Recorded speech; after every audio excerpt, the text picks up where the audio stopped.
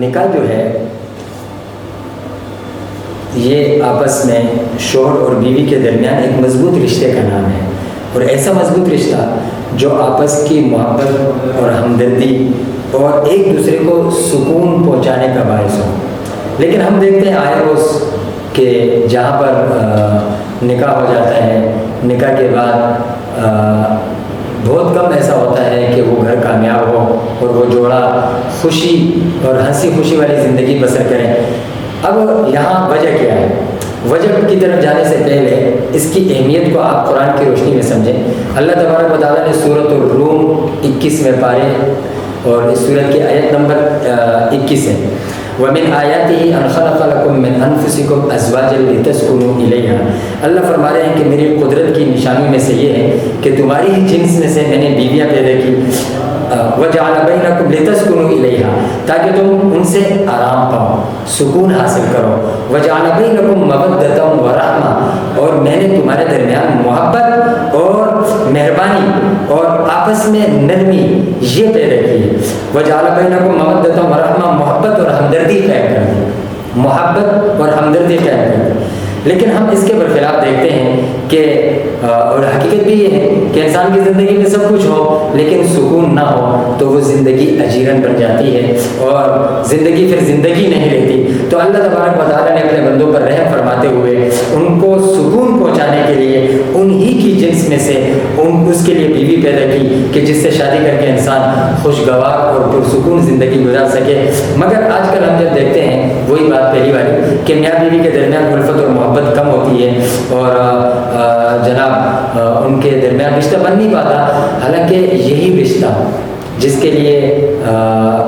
سارے بزرگ کوشش کر رہے ہوتے ہیں، سارے سمجھداروں کو اکٹھا کر کے سوچا جاتا ہے اور گھر کے اور خاندان کے سارے بڑے بیٹھ کر سوچتے ہیں، پھر کافی عرصے تک جو ہے وہ رشتہ ڈھونڈا جاتا ہے، مختلف خاندانوں کی جانچ پڑتال کی جاتی ہے، پوچھ گچھ ہوتی ہے، ان کا جو ہے نا سارا ریکارڈ دیکھا جاتا ہے کہ کیسی فیملی ہے، کیسے لوگ ہیں، ہم کن کے ساتھ رشتہ کر رہے ہیں۔ اس کے بعد جب وہ شادی کا سسٹم شروع ہوتا ہے تو اس میں لاکھوں روپے لگا دیے جاتے ہیں، بڑا سرمایہ خرچ کیا جاتا ہے۔ یعنی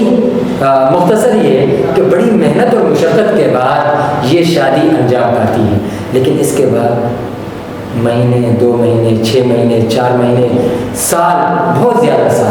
سال کے بعد پھر لڑائی جھگڑے، آپس کی ناچاتیاں، نااتفاقیاں، یہ چیزیں شروع ہو جاتی ہیں۔ تو اس کی جہاں بہت سی وجوہات ہیں، ان میں سے جو 2 بڑی وجہ ہیں میں انہی پر بات کروں گا۔ ایک وجہ تو یہ ہے کہ شوہر کو اس بات کا علم نہیں ہے کہ عورت کا بھی کوئی مقام ہے اور اس کی بھی کوئی اہمیت ہے۔ قرآن نے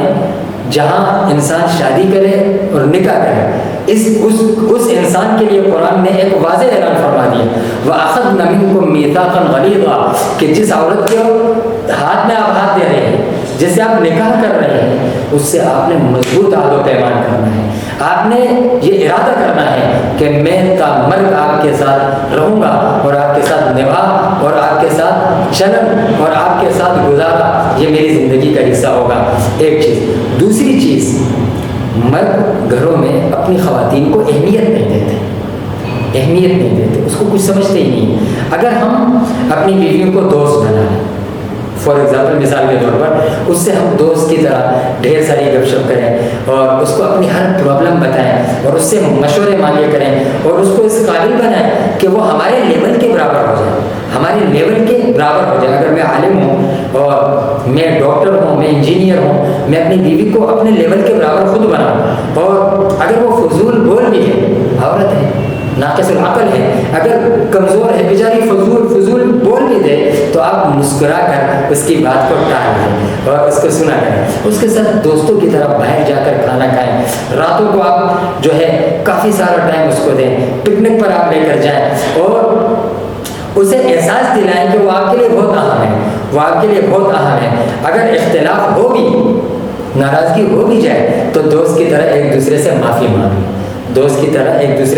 مانگیں۔ ہمیشہ یاد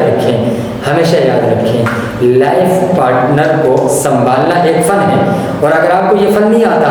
تو آپ یہ فن سیکھیں۔ جب تک آپ سیکھیں گے نہیں آپ کی زندگی میں سکون نہیں آ سکتا. اس لیے لہٰذا عورت محبت کی بھوکی ہے, عورت اہمیت کی بھوکی ہے. عورت کو اگر آپ اہمیت دیں, اس کو اگر آپ محبت دیں تو انشاءاللہ آپ کی ازدواجی زندگی پرسکون ہوگی. اور آپ وجعل بینکم مودۃ ورحمہ, اللہ نے جو یہ اعلان فرمایا ہے اس سے آپ بھرپور انداز سے مستفید ہوں.